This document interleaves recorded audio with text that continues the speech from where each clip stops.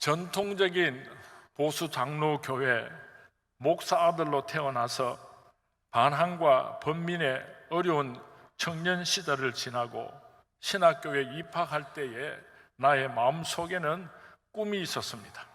신학교를 졸업하고 목사 안수를 받았을 때 내 마음속에는 거룩한 꿈이 있었습니다. 그것이 무엇인가 하면은 잔치집 같이 아름다운 교회를 만들어서 잔치집 같이 아름다운 목회를 하겠다고 하는 꿈이었습니다.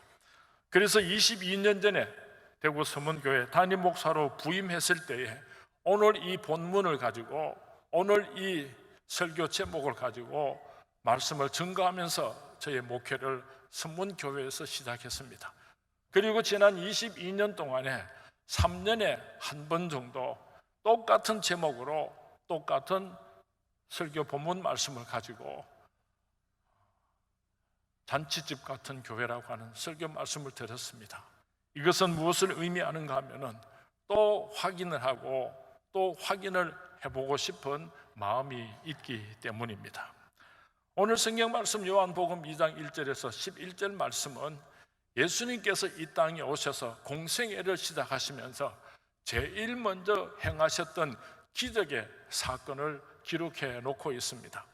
예수님께서 하신 많은 일들 가운데서 맨 처음 기적을 행하셨던 이 일 속에는 왜 예수님께서 하늘 영광을 버리고 사람의 몸을 입고 이 땅으로 찾아오셨는가? 예수님께서는 무슨 일을 하시려고 이 땅으로 오셨는가 하는 그런 깊은 비밀들을 담고 있는 것입니다. 왜 예수님께서 사람의 몸을 입고 이 땅으로 찾아오셨는가? 잔치집과 같은 교회를 회복시켜 주시려고 예수님께서 이 땅에 오신 것입니다. 하나님께서 천지를 창조하시고 보시기에 심히 좋았더라 그렇게 기뻐하시면서 생육하고 번성하여 땅에 충만하라고 축복하여 주셨습니다. 그러면서 하나님께서 한 가지 부탁을 하시기를 온 천하 만물을 다 너희들에게 줄 테니까 그 모든 것은 너희들이 가지고 선악을 알게 하는 나무는 내 것이니까 먹지 말라. 먹는 날에는 정령 죽으리라. 하나님께서 우리에게 부탁하셨습니다. 그런데 아담과 하와가 그 선악을 알게 하는 나무를 따먹음으로 말미암아 온 인류는 타락하게 되었습니다. 저주를 받아서 에덴 동산에서 쫓겨나게 되었고 죽음의 절망 가운데 내려가고 말았던 것입니다. 이런 아무런 소망이 없는 인간들을 하나님께서는 포기하실 수가 없어서 다시 한번 에덴 동산의 축복을 회복시켜 주시려고 잔치집의 기쁨을 회복시켜 주시려고 예수 그리스도를 독생자를 아낌없이 이 땅에 보내어 주신 것입니다. 그러므로 말미암아 예수님이 없는 이 세상은 지옥 같은 초상집이지만은 예수님을 모신 그리스도인은 잔치집이 되어야지 되는 것입니다. 왜냐하면 예수님 때문에 예수님을 모신 여러분의 가정은 잔치집이 될 수 있기를 바랍니다. 왜냐하면 예수님 때문에 예수님을 모신 이 땅의 모든 교회들은 잔치집이 되어야 할 줄로 믿습니다. 우리 서문교회는 잔치집까지 아름다운 교회가 될 수 있기를 주님의 이름으로 축원을 드립니다. 참 어렵게 전도를 했습니다. 우리 서문교회 한 번만 가자. 우리 서문교회 가면 참 좋다. 이런저런 자랑을 하면서 꼭 한번 우리 서문교회 오라고 그리고 오랫동안 전도를 했습니다. 그 친구가 생각을 하기를 한 번 안 가주면은 계속해서 조를 것 같으니까 그러면 꼭 한 번 가줄 테니까 두 번 다시는 나보고 교회 가자 소리 하지 마라 약속을 하고 그렇게 어렵게 전도를 해서 우리 교회에 데리고 나왔습니다. 난생 처음 교회 와서 예배를 드리려고 하니까 얼마나 낯설겠습니까? 그런데 예배를 드리는데 막 엄숙하고 경건하고 사람들은 경직되어 있고 숨도 제대로 못 쉬고 그렇게 예배를 드린 사람이 다시 교회 오고 싶은 마음이 있겠습니까?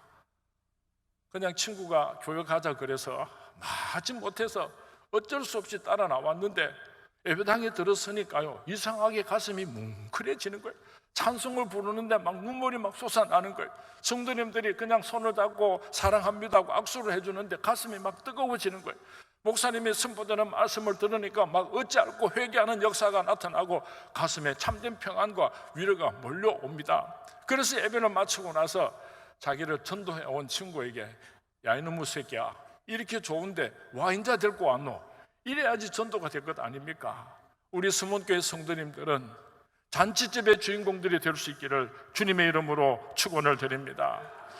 구약시대의 이스라엘 백성들은 하나님 앞에 제사를 드렸습니다. 그리고 저와 여러분은 오늘 하나님 앞에 예배를 드리고 있습니다. 제사와 예배는 근본적으로 조금 차이점이 있습니다.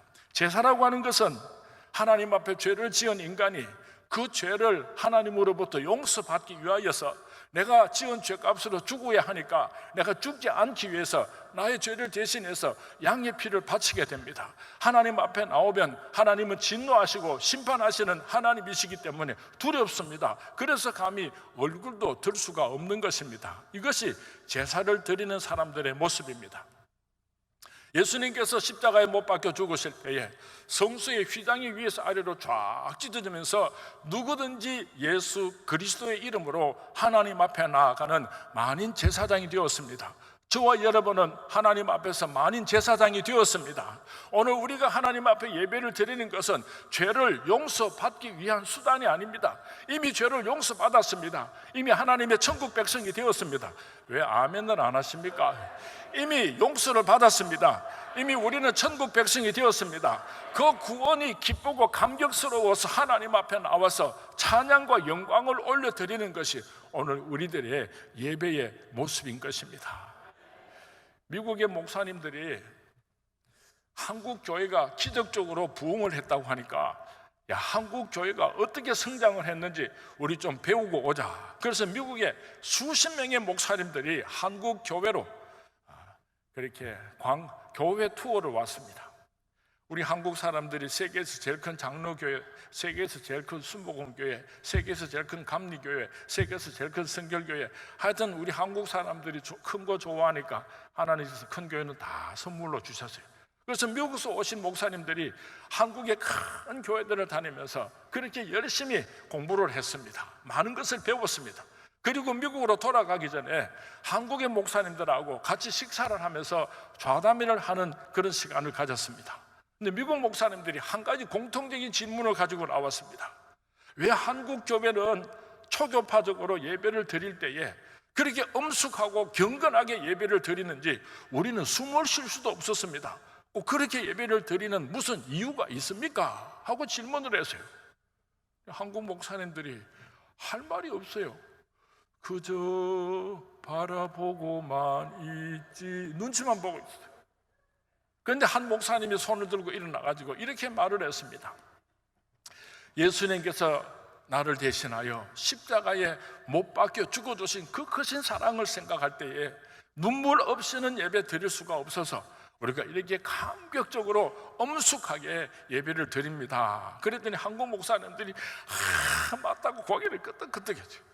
미국 목사님들이 뒤통수를 이렇게 긁으면서 예수님께서 죽은 자 가운데서 사흘 만에 부활 승천하셨는데 한국 교회는 아직도 그거 모릅니까? 그렇게 말을 하더랍니다. 예수님께서 날 위하여 십자가에 못 박혀 죽으신 그 크신 사랑을 생각할 때 어떻게 우리가 눈물 없이 예배를 드릴 수가 있겠습니까? 그러나 그 예수님께서 죽은 자 가운데서 사흘 만에 부활 승천하심으로 우리도 영원한 생명을 얻게 되었습니다. 그래서 우리는 그 구원과 감격이 기뻐서 하나님께 찬양과 영광을 올려드리는 그런 아름다운 예배의 주인공들이 될 수 있기를 주님의 이름으로 축원을 드립니다. 어떻게 하면 성문교회가 잔치집까지 아름다운 교회가 될 수가 있겠습니까? 다른 방법 없습니다. 목사는 성도님 사랑하고 성도는 목사님 사랑하고 이래서 아름다운 소문이 나면 잔치집 같은 교회가 되는 것입니다. 여러분, 집안 구석에서 남편이 아내 불평하고 남편이 아내 불평하고 부모가 자식 불평하고 콩가루 집안이지 무슨 행복하겠습니까? 서로 감싸주고 서로 용서해주고 그래서 행복한 가정이 되고 행복한 교회가 되는 것입니다. 그리고 우리는 교회를 사랑해야지 됩니다. 핏값으로 사신 주님의 몸된 교회를 우리가 뜨겁게 사랑할 때에 잔치집같이 아름다운 교회를 만들 수가 있는 것입니다. 주의 장막이 어찌 아름다운지요 내 간절히 사모합니다.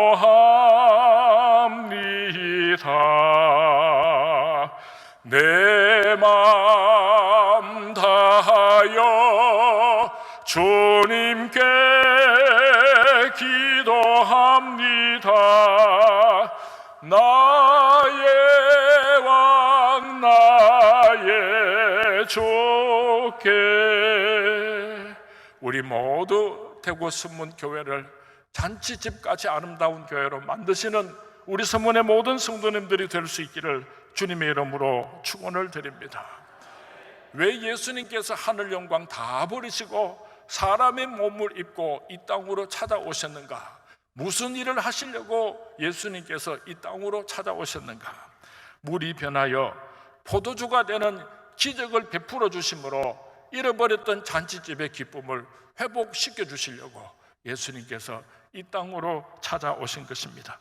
유대인들의 잔치는 보통 닷새 동안 계속됩니다. 그리고 돈이 많은 사람들은 엿새 동안 잔치를 계속하게 되는데 7일 동안 잔치를 못하는 것은 안식일 때문에, 그래서 아무리 돈이 많은 사람이라도 잔치는 엿새밖에 계속할 수가 없었습니다. 그런데 그 잔치집에서 가장 아름다운 꽃이 있는데 그것이 무엇인가 하면은 포도주인 것입니다. 이스라엘 사람들은 사막 지방에 살고 그 물이 너무 나쁘기 때문에 물을 음료수로 마실 수가 없었습니다. 그래서 귀한 손님이 오면은 정성껏 포도주를 담그어서 음료수로 대접하는 것이 가장 큰 손님을 대접하는 방법이었습니다. 잔치집에 포도주가 떨어졌다고 하는 것은 큰 낭패를 의미하는 것입니다. 밥이 떨어졌든지 김치가 떨어졌든지 부침개가 떨어지면 빨리 가서 음식을 만들어서 대접할 수가 있지만은 포도주가 떨어진지라 포도주는 하루 이틀 만에 만들 수 있는 것이 아니기 때문입니다. 포도주가 떨어져서 낭패를 당한 잔치집에 예수님께서 찾아오셔서 물이 변하여 포도주가 되는 기적을 일으키심으로 잔치집에 기쁨을 회복시켜 주셨습니다.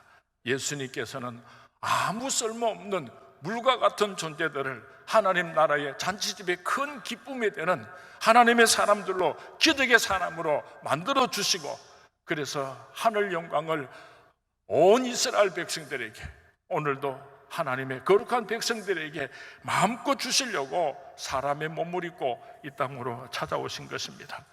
교회는 깨끗하고 똑똑하고 훌륭한 사람들끼리 모이는 곳이 아닙니다. 친하고 서로 좋아하는 사람들끼리 모이는 곳이 아닙니다. 교회는 안전뱅이, 눈먼 자, 혈류병 가진 여인, 귀신 들린 자, 간음하다가 현장에서 잡힌 여인, 세리 사개오, 세상에서 더럽다고 버림받은 사람들, 이런 아무 쓸모없는 죄인들이 예수님을 만나서 물이 변하여 포도주가 되는 기적이 나타나는 곳인 것입니다.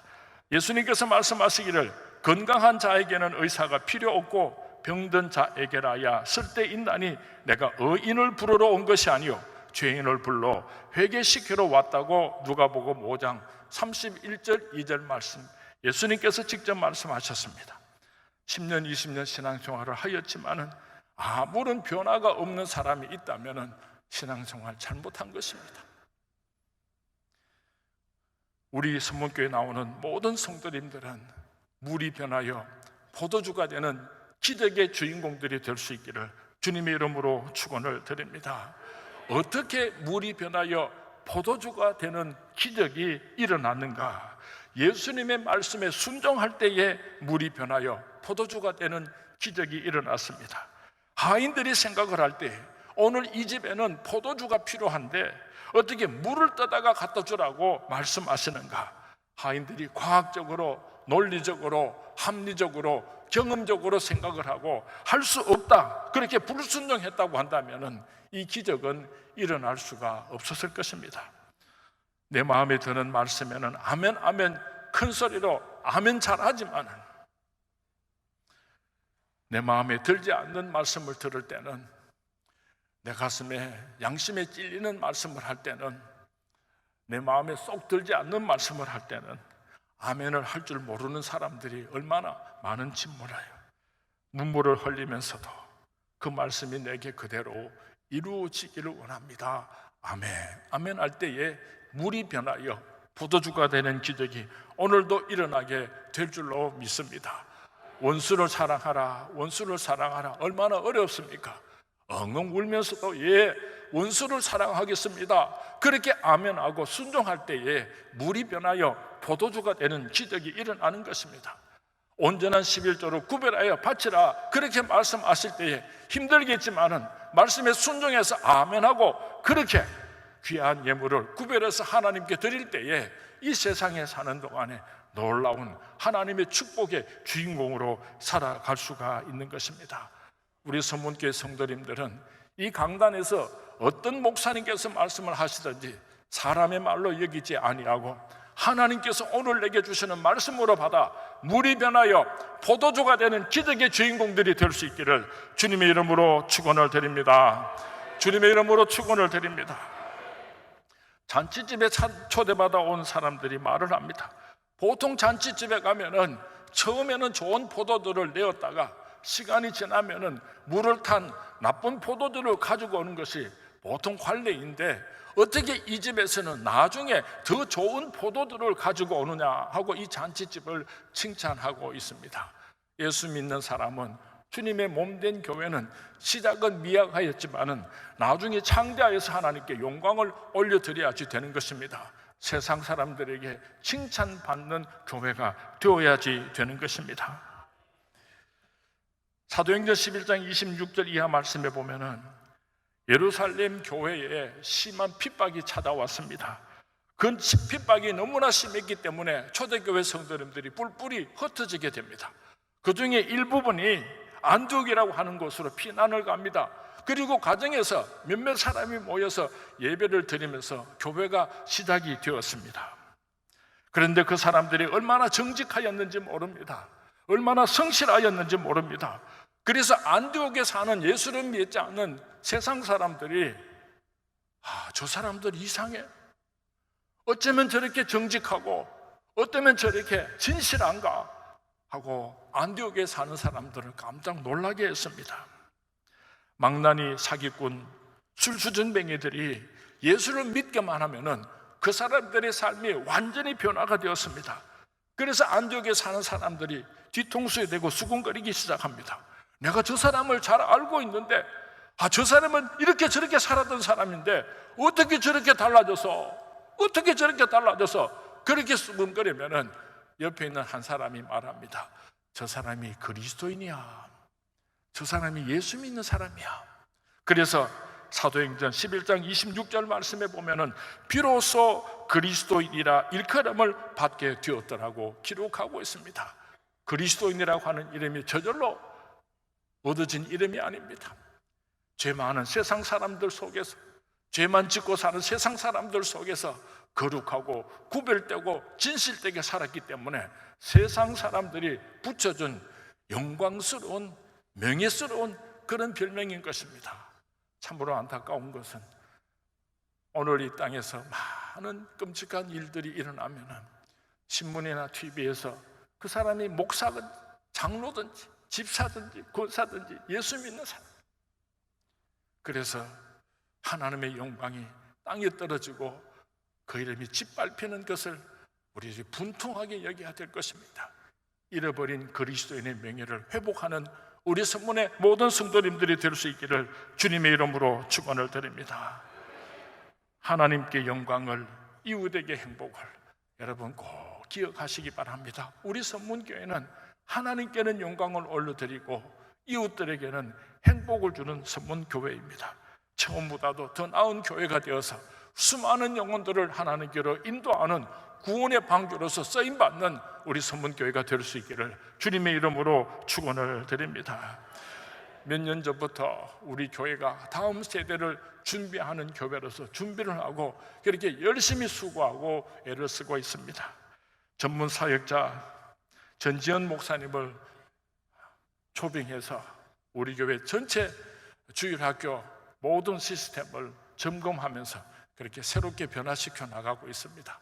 깊은 관심을 가져주시기 바랍니다.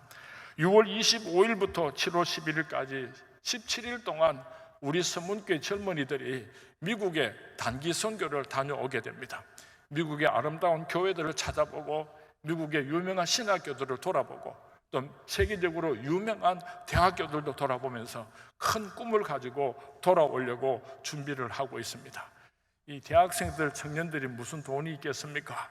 그래서 아르바이트도 하고 또 가정교사에서 아이들 가르치기도 하고 그렇게 재정을 마련하려고 수고를 하는데 제가 겼는지라고 가만히 보니까요, 상당히 지금 예산이 부족한 것 같아요.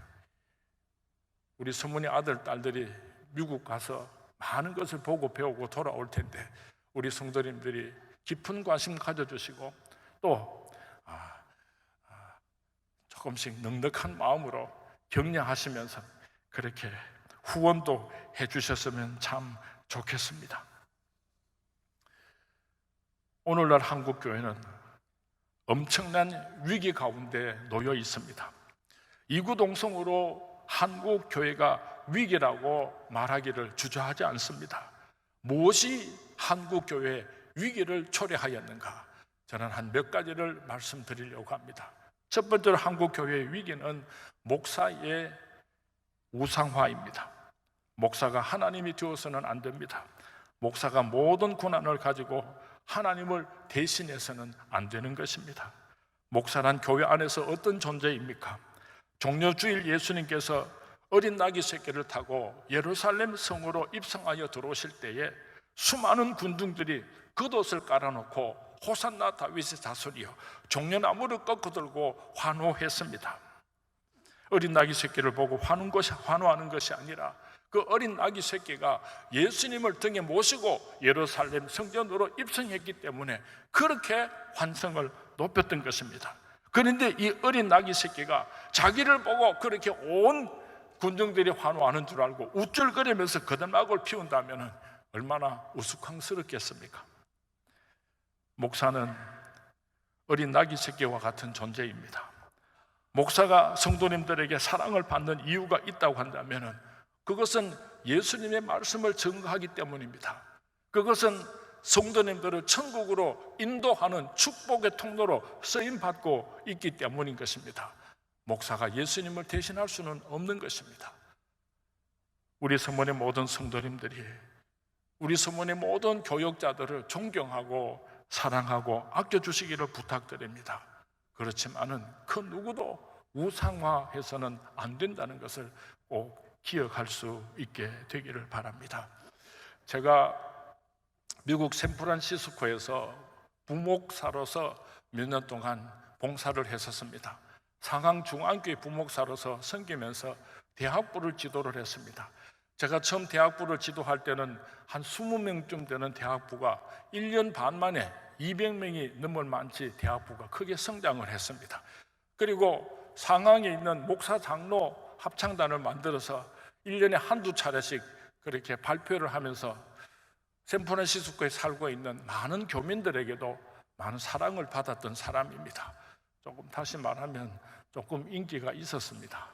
그런데 제가 섬기고 있는 교회 바로 곁에 있는 상황 한인교회에서 담임 목사님이 갑자기 없어지셔서 담임 목사를 청빙하는데 저에게 연락이 왔습니다. 그 상황 한인교회는 아주 싸움을 잘하는 골치 아픈 교회로 악명 높은 교회였는데요, 한 번은 목사님하고 사모님하고 두 사람이 부부 싸움을 했습니다. 그래서 아마 목사님이 좀 이렇게 때렸나 봐요. 성령의 방망이다, 성령의 방망이다, 좀 때렸나 봐요. 주일날 예배를 드리는데 사모님이 눈티가 반티가 돼가지고 들어오셔가지고 목사님께서 설교를 하려고 하는데 저 목사가 나를 이렇게 때렸다고 고래고래 고함을 지르니까 목사님이 하도 창피하니까 도망을 가버렸어요.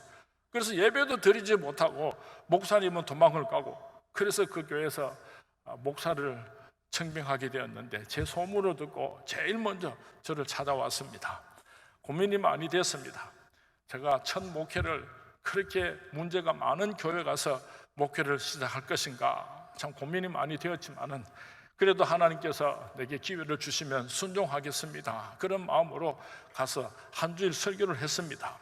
그랬더니 온 교인들이 좋아하면서 목사님 한 번만 더 오셔서 설교해 주시면 좋겠습니다 하고 간곡하게 청을 해서 한 교회 선을 보러 가면서 두 번 설교하는 것은 목사님들한테는 약간 좀 자존심 상하는 일이에요. 그래도 내가 한 번 더 가서 말씀을 증거했습니다.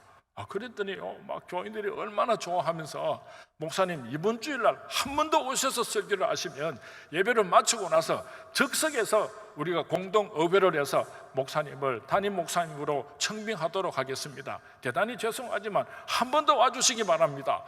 그래서 제가 거절할 수도 없고, 한 번 내친 걸음이니까 끝까지 순종해야지 되겠다, 그렇게 생각을 하고 세 번째 그 교회 가서 말씀을 증거했습니다. 교인들이 막 얼마나 좋아하고, 이제 저런 예배를 마치고 집으로 돌아오고 자기들끼리 모여서 이제 공동 의회를 해야지 되는데요, 세상에 자기들끼리 또 싸움이 일어난 거예요. 한 서너 시가 되면은 공동회를 마치고 제게 연락이 와야지 되는데, 저녁 때가 되도록 아무 연락이 없는 겁니다. 한 8시쯤 돼가지고 전화가 왔는데요, 목사님 죄송해요, 우리끼리 싸움이 나가지고요 공동회를 했는데요 한 표가 모자라서 부결됐어요. 웃자면 좋아요, 웃자면 좋아, 이래. 창피하기도 하고 속상하기도 하고. 세상에 그런 소문은 얼마나 빨리 나가는지요. 그 샌프란시스코 그 교민들 사이에 금방 소문이 퍼져가지고 막 여기저기서 전화가 오는데 그 대답할 말도 없고, 막 전화 받는 것도 막 너무 힘이 들어가지고, 여보 내 도망갔다가 올 테니까 내 없다 캐라 하고는 자동차에다가 먹을 것 좀 싣고 텐트 하나 싣고는 막 저 깊은 산속으로 들어갔습니다. 깊은 산속에 들어가가지고 가만히 생각을 해보니까 기가 막히는 거예요. 하나님요, 내가 무슨 죄가 있습니까? 그 골치 아픈 교회, 내가 목회를 시작하면서 첫 번째 목회를 시작하려고 했으면 내가 얼마나 많은 희생을 하고 손해를 보았는데, 하나님 어떻게 이렇게 할 수가 있습니까? 하고 막 하나님하고 한판 싸움이 붙었어요. 제가 성질이 좀 있습니다. 막 삿대질도 하고 막 과음도 지르고 막 그러니까요, 하나님께서 기가 막히셨던지 가만히 계시더라고요. 얼마나 시간이 지나고 제가 목이 다 쉬어가지고 기진맥진해서 잔디밭에 누워 있는데 하나님께서 제게 이렇게 말씀하셨어요. 상민아, 너는 한 영혼을 천하보다도 더 귀하게 여기는 그런 목사가 되어줬으면 좋겠다, 이러시는 거예요. 저는 그 한 표가 얼마나 무서운지를 알았습니다. 그래서 하나님 알겠습니다. 제가 목회하는 동안에 한 영혼을 천하보다도 귀하게 여기는 그런 목사가 되겠습니다 하고 하나님 앞에 대답을 드렸습니다. 하나님, 이걸 깨닫게 하시려고 이런 어려움을 제게 주셨습니까? 그런 생각이 들었어요. 그리고 얼마 있다가 다시 하나님께서 제게 두 번째 말씀을 하셨는데, 상민아, 너는 한평생 목회하는 동안에 한 표가 부족한 겸손한 목사가 되어줬으면 좋겠다, 그렇게 말씀하세요. 제가 무릎을 꿇고 앉았습니다. 하나님, 약속드리겠습니다. 제가 목회를 하는 동안에 한 표가 부족한 겸손한 목사가 되겠습니다 하고 하나님 앞에 약속을 드리면서 얼마나 울었는지 몰라요. 그때 하나님께서 제게 이렇게 말씀하셨어요. 네가 한 영혼을 천하보다도 귀하게 여기고 네가 한 표가 부족한 겸손한 목회를 하면은 너의 모자라는 그 한 표를 내가 채워주마, 그러셨어요.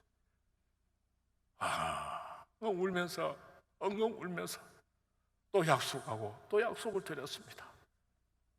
그때 하나님께서 제게 환상을 보여주셨는데요, 바알에게 무릎 꿇지 않은 7,000명의 환상을 제게 너무나 또렷하게 보여주셨어요.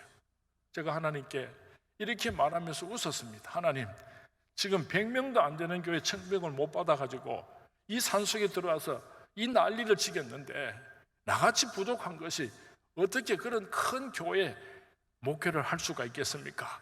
하나님께서 내게 비전을 보여주시니까 감사히 받기는 하겠지만은 현실성은 없습니다. 현실성은 없습니다. 그래서 제가 웃었습니다. 그 사건이 있고 정확히 3년 후에 제가 대구 서문교회 담임 목사로 청빙받아서 이 교회로 오게 되었습니다. 22년이 지났습니다. 오늘 성도님들에게 제가 질문하고 싶습니다. 이상민 목사가 한 영혼을 천하보다도 귀하게 여기는 목회를 하고 있습니까? 가난한 사람이나 부자나 많이 배운 사람이나 적게 배운 사람이나 노인이나 젊은 사람이나 한 영혼을 천하보다도 귀하게 여기고 편애하지 않는 목회를 하고 있습니까? 물어보고 싶습니다. 큰 교회 목사라고 해서 목에 힘을 주고 교만한 목사가 혹 아닌지, 한 표가 부족한 마음으로 겸손한 목회를 하고 있는지를 저는 오늘 성도님들에게 물어보고 싶습니다. 사랑하는 서문의 성도님 여러분, 교역자들을 많이 존경하고 사랑할 수 있게 되기를 바랍니다. 그러나 우상화해서는 안 된다는 것을 꼭 기억할 수 있기를 바랍니다. 두 번째 한국 교회의 위기는 교인들의 바리새화입니다. 처음 예수를 만났을 때 그 감격과 그 기쁨이 있었습니다. 처음에 은혜를 받았을 때 얼마나 행복했습니까? 얼마나 뜨거웠습니까? 세월이 지나가면서 감격과 기쁨은 사라지고 이제는 형식과 습관만 남은 그런 교인들의 숫자가 얼마나 많이 늘어나고 있는지 모릅니다. 이사야서 1장 11절에서 12절 말씀에 보면 여호와께서 말씀하시되 너희의 무수한 재물이 내게 무엇이 유익하뇨? 우리가 많은 물질을 하나님 앞에 와서 감사의 예물이라고 11조라고 드리는데 하나님께서는 그 재물이 무슨 소용이 있느냐고 탄식하시는 것입니다. 나는 수장의 번제와 살찐 짐승의 기름에 배불렀고 나는 숫소가 아니라 어린 양이나 숫 염소의 피를 기뻐하지 아니하노니 너희가 내 앞에 보이려 오니 이것을 누가 너희에게 요구하였느냐? 신령과 진정으로 예배 드리지 않고 그냥 얼굴만 보이려고 교회에 나와서 예배를 드리니까 하나님께서 미워서 죽겠다는 거예요.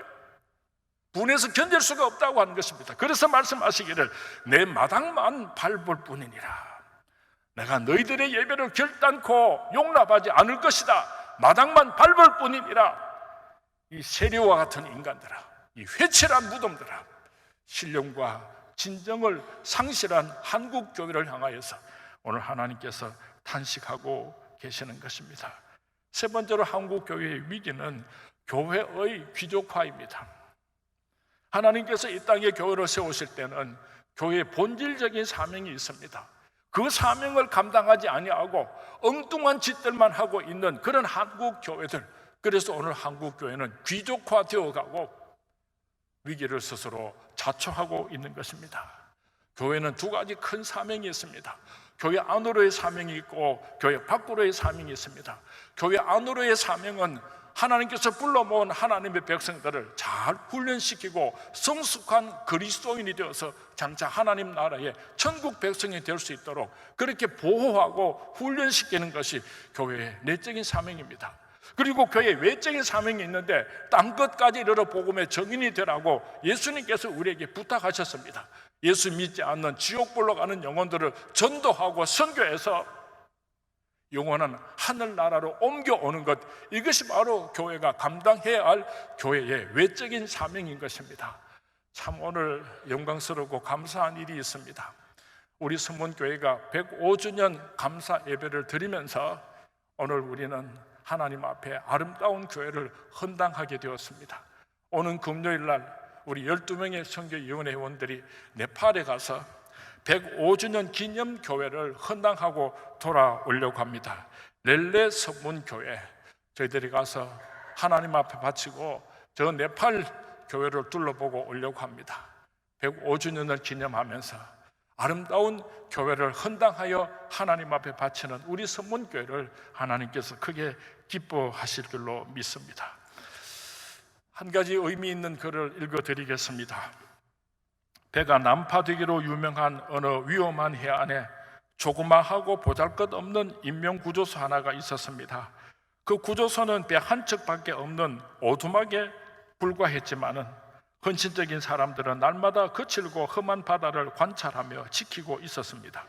그들은 자신들의 위험을 무릅쓰고 길을 잃은 배들과 위험에 처한 사람들을 돕는 일들을 지칠 줄 모르고 밤낮으로 해내었습니다. 그 결과로 많은 사람들이 목숨을 구하게 되었습니다. 인명구조소의 활동은 날마다 확장되어 갔습니다. 그전에는 보잘것없고 초라하고 이름도 없었던 그 구조소가 점차적으로 발전되기 시작했습니다.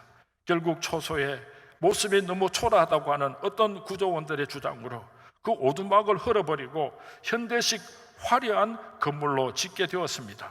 이제 이 인명구조소는 유명한 명소가 되었습니다. 많은 사람들이 모여들게 되었고, 따라서 그 구조소의 목적도 차츰차츰 변하기 시작했습니다. 이제 이곳은 인명구조소라기보다는 일종의 클럽하우스가 되고 말았습니다. 난파된 사람을 구하는 인명구조와 길 잃은 배들을 인도하는 일들은 거의 찾아보기 어렵게 되었습니다. 그러던 어느 날 커다란 배 한 척이 난파되어서 해변으로 떠내려왔고, 겨우 목숨을 거진 수많은 사람들이 구조소 안으로 몰려 들어왔습니다. 그들은 대단히 더러웠습니다. 몇몇 사람은 심한 전염병까지 걸려 있었습니다. 아름답던 클럽하우스는 삽시간에 지저분하고 어수선해졌습니다. 그러자 한 특별위원은 즉시 샤워실을 클럽 밖에 설치해서 이 난파자들이 먼저 깨끗이 씻고 클럽 안으로 들어와야 한다고 주장하게 되었습니다. 이튿날 회원들 사이에는 거친 말과 욕설이 오가고 결국 회원들은 두 개의 파로 분열되었습니다. 대부분의 회원들은 인명구조 활동이나 난파자들의 구원 사업을 중단하기를 원했습니다. 그런가 하면 그 가운데는 구조소의 원래의 목적으로 돌아가야 한다고 강력히 주장하는 사람들도 있었습니다. 결국 투표를 하게 되었습니다.